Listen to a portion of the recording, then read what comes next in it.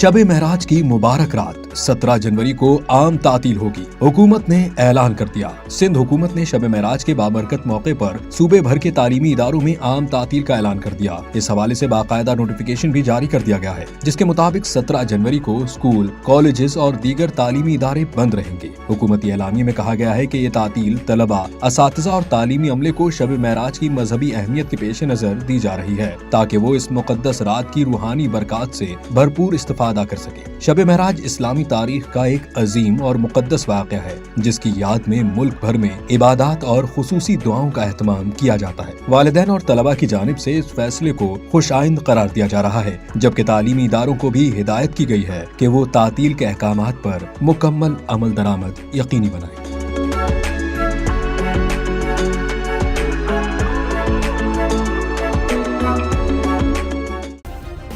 Subscribe करें और bell दबाएं ताकि कोई खबर रह न जाए।